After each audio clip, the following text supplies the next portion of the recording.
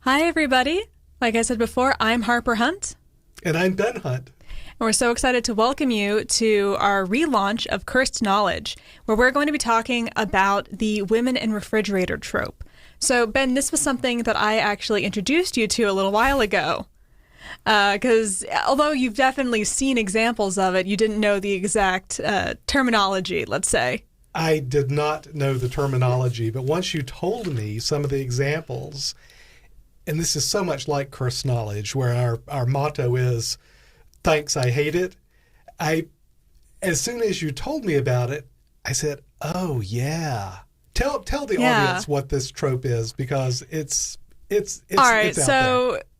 So basically, the idea of women in refrigerators, which I'll get to the history behind that in a second, but the main idea is that it's any time a character, specifically a female character, is murdered or attacked, depowered, hurt, or brutalized in some way so that a male character can have a story.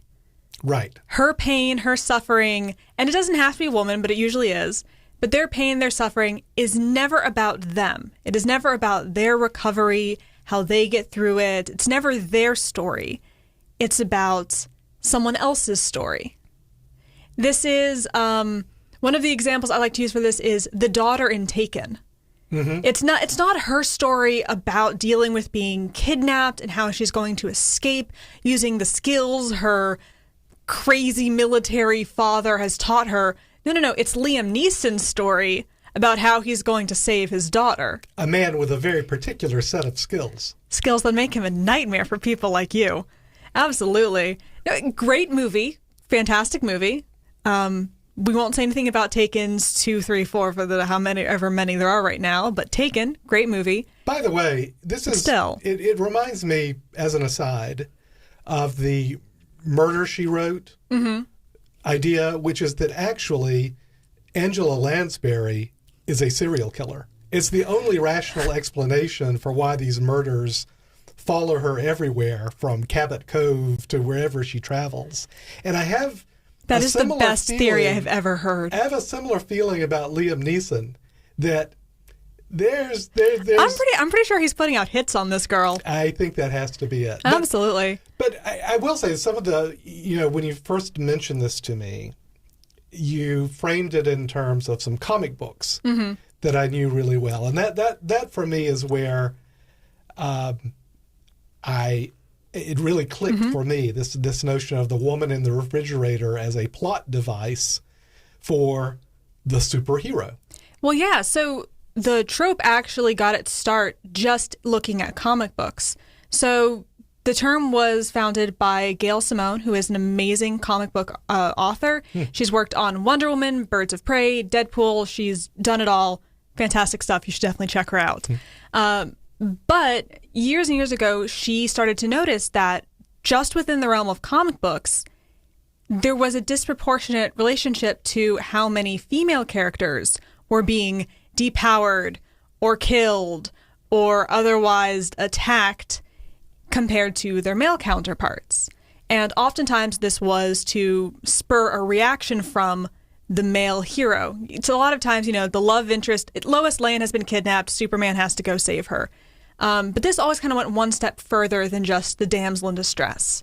And the trope name actually comes from a Green Lantern comic book where I think it was Kyle Rayner shows up and he finds that his girlfriend has been killed and literally stuffed in the refrigerator by some random villain. I don't know her name. She is the girlfriend. She is just a woman in the refrigerator, and she doesn't exist beyond that. She's not supposed to. Her characterization doesn't matter. All that we're supposed to care about is how Kyle is feeling right now. Right. How does he feel to seeing his girlfriend stuffed in the refrigerator? Did she fight back? How does anybody else react? No, it's how does he feel about this?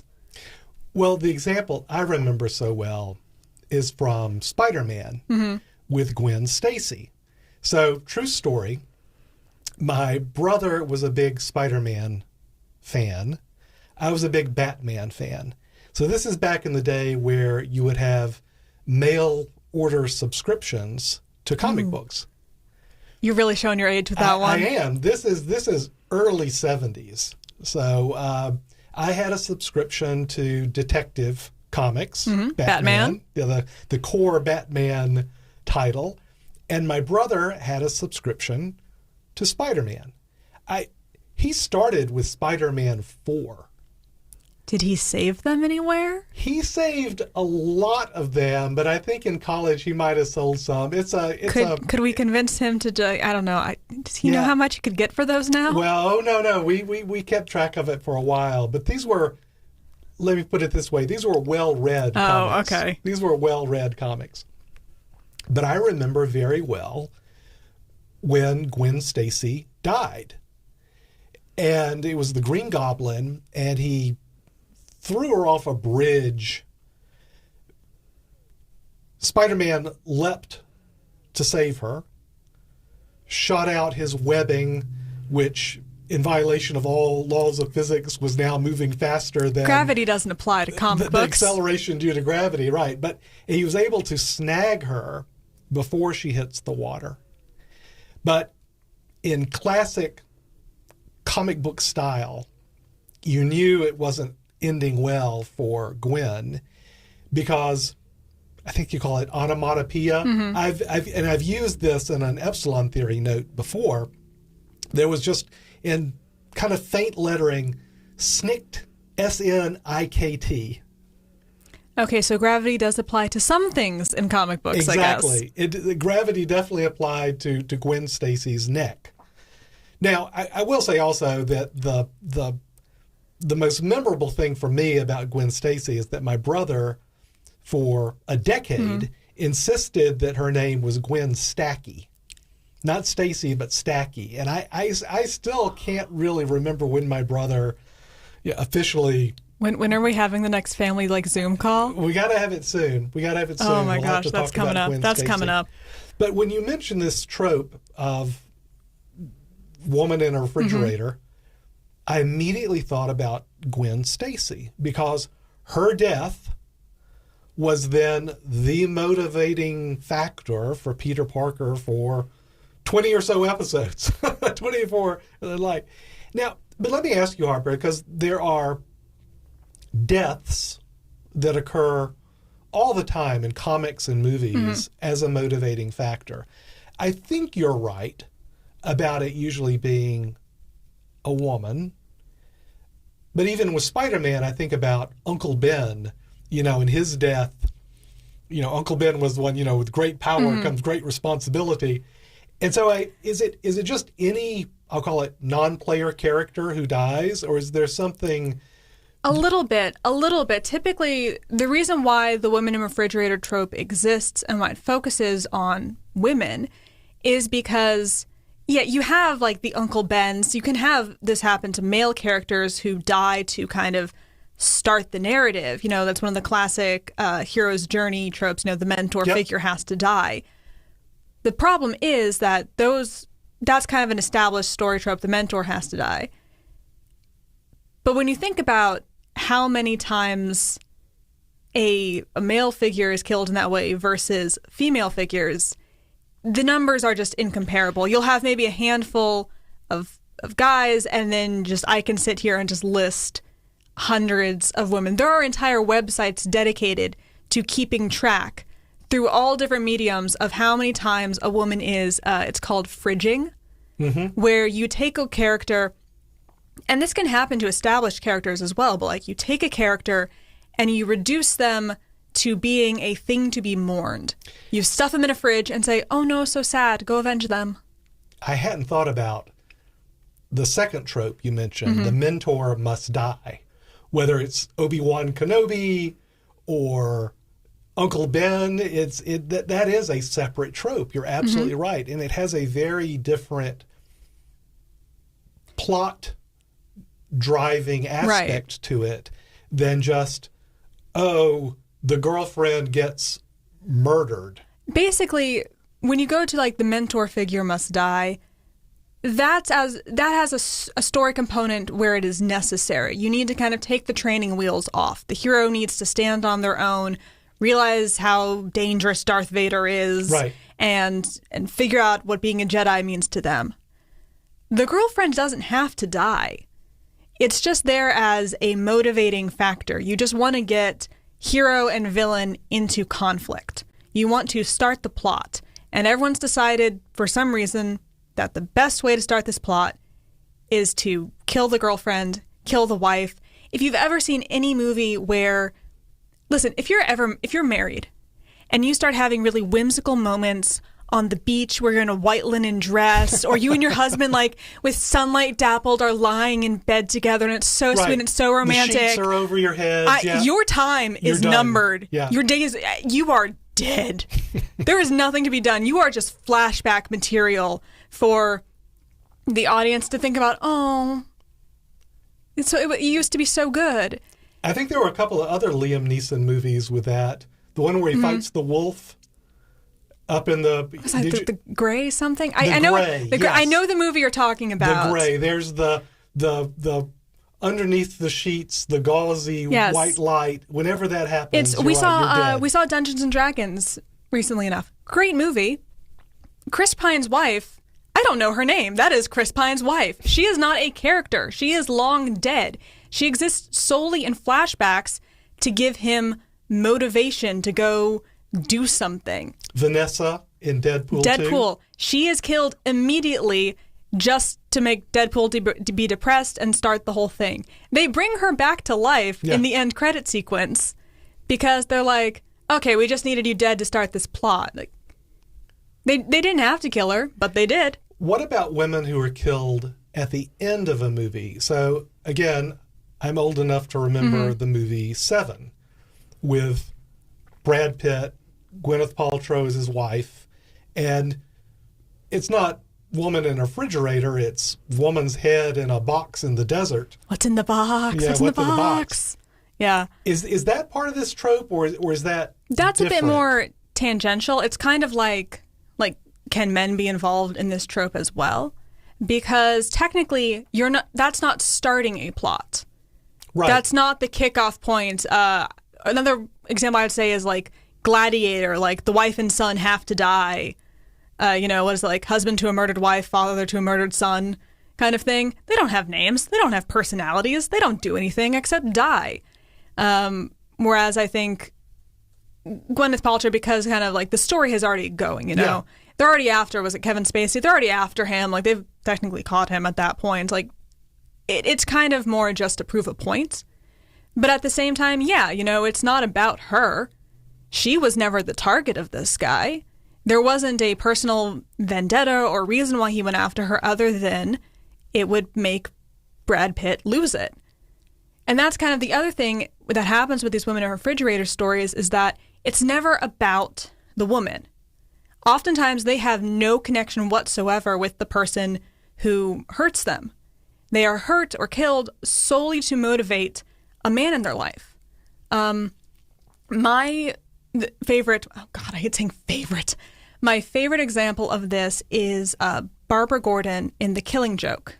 The comic book. The comic book. This is one of the typical examples of this because Barbara Gordon was Batgirl.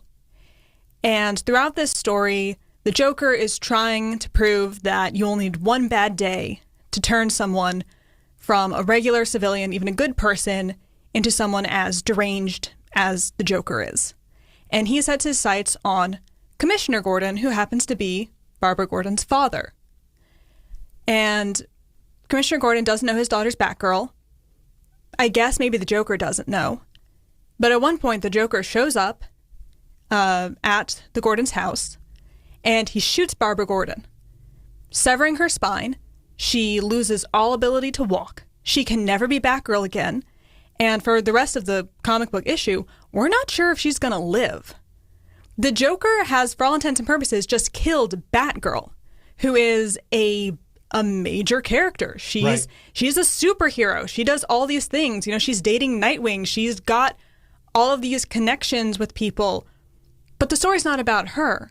The Joker didn't target her because she's Batgirl.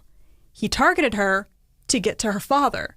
The story doesn't then focus on her pain and her feelings and her recovery. It focuses on her father's pain and her father's recovery. You see more about how it affects Batman than it does the person who was actually just shot in the spine. So to me, that's a great example of Women in Refrigerator, because you don't necessarily have to die, but you were hurt, you were shoved to the side, and now the spotlight is on all of the men going, how could they do that to her? I have to get justice for her. Do you think we've become, because I think I have, inured or kind of deadened to, no pun intended, to I'll just say it, to women, specifically women, girlfriends and wives, getting you raped, expect murdered, abducted, whatever. Yes, I think that you see patterns in stories.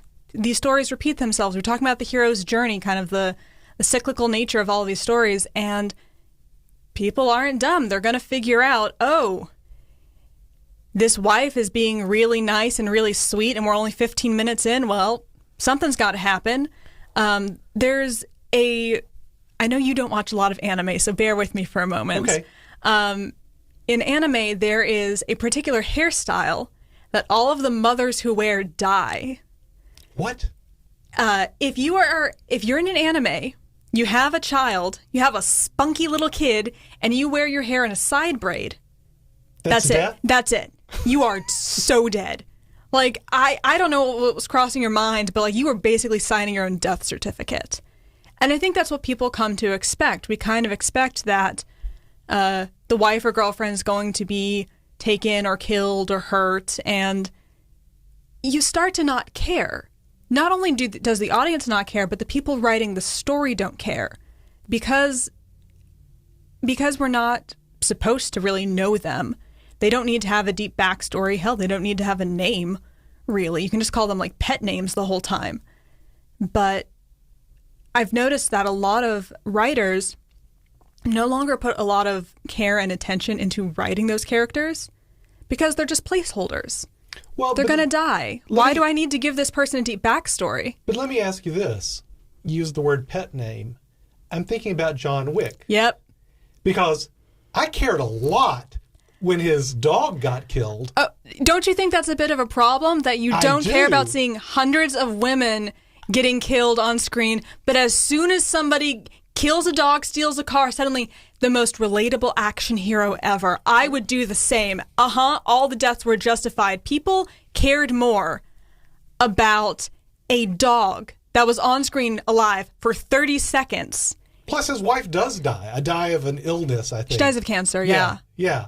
Which is also kind of a bit of a throwaway. It was the only happiness he had, and she dies to motivate the plot. But what really motivates the plot, and what got me, because I'm definitely not used to this, is it's the the dog dying. For some reason, women don't care. The dog, that is the line that cannot be crossed. You hurt that dog, we are coming for you. And absolutely, I think that that's actually a great way to point out to people that you don't have to kill the wife and the girlfriend every time.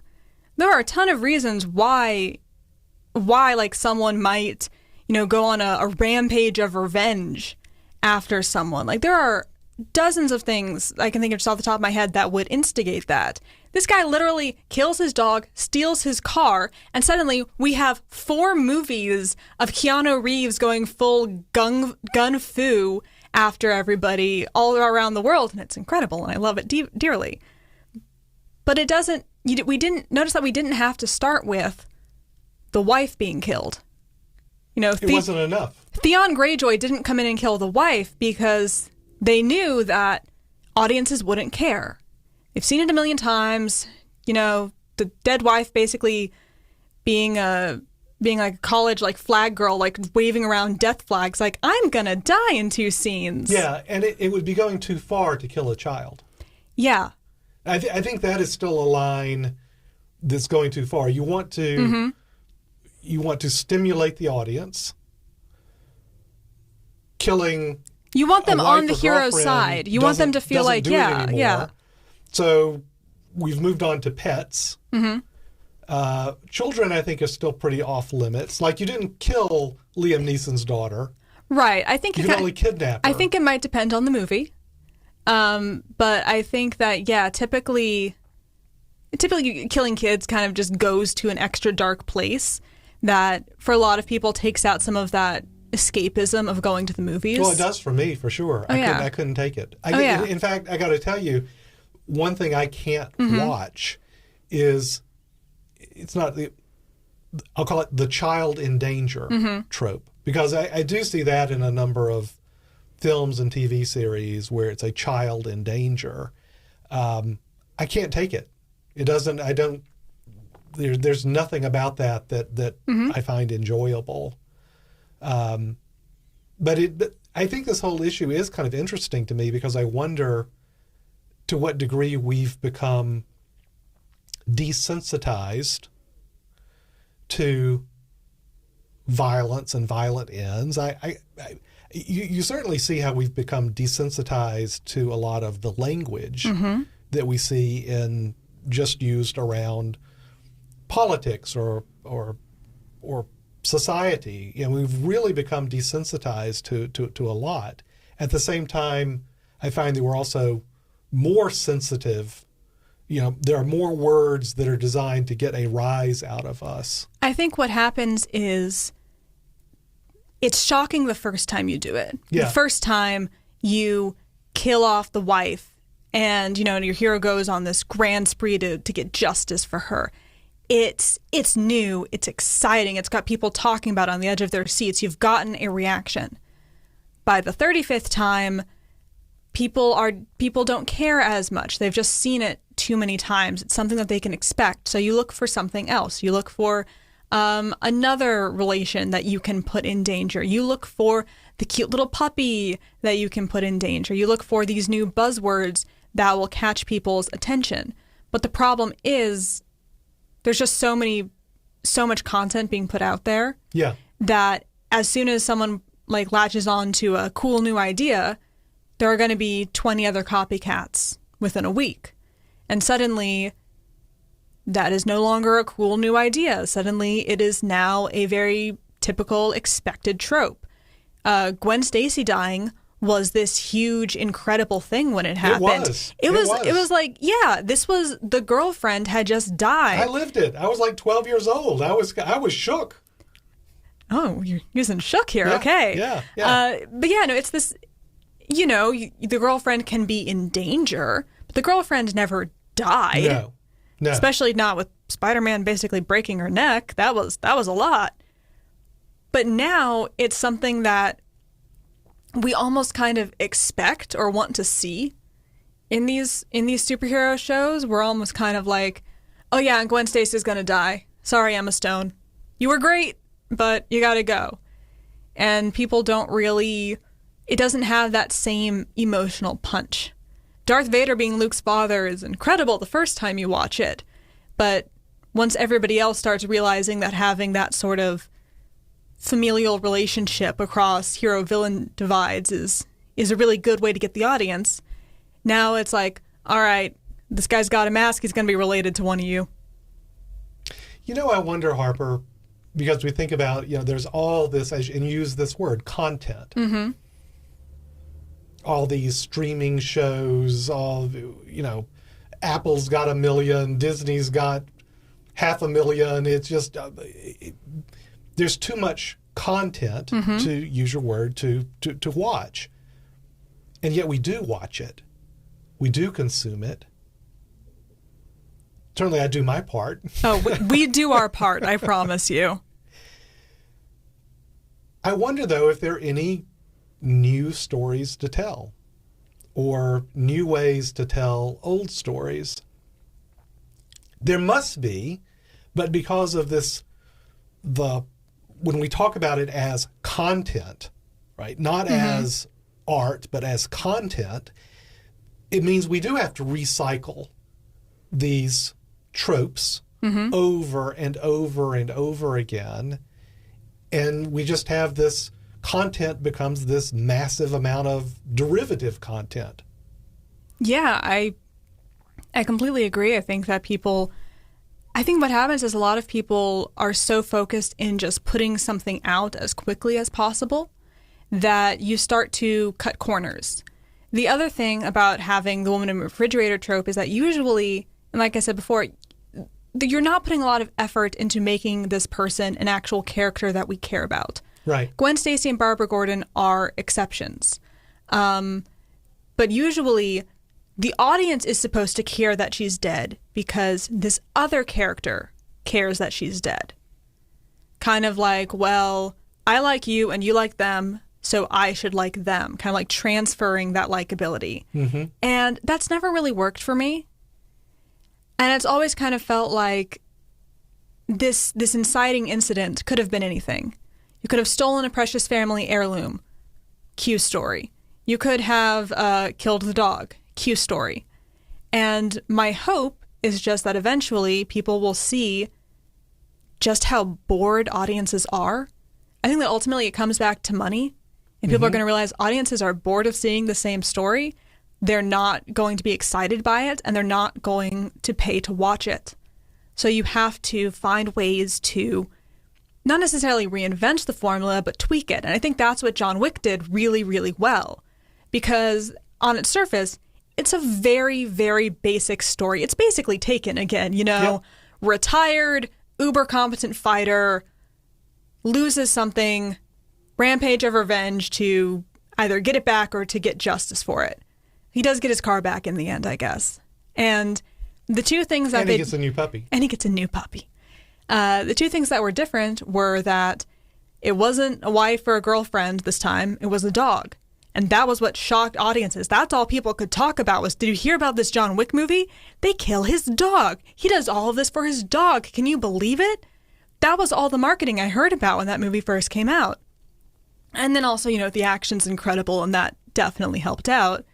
But I think that when people are so used to being fed apples, if you give them an orange, suddenly it's this incredible new thing. They've never seen it before. Doesn't matter that they might have seen oranges before. This is the game changer. Well, Harper, I just think it's so good that we're back with Cursed Knowledge. Thanks, I hate it. Because now I have to look at all of these motivating episodes of content in a different way. Thanks, Harper. Try to watch any blockbuster the same way now. Good luck. But that is going to be it for us. Thank you so much. I'm Harper Hunt. I'm Ben Hunt. And if you want to talk more about Cursed Knowledge and tell us some of your favorite bits of Cursed Knowledge, check out EpsilonTheory.com and join us on the forums.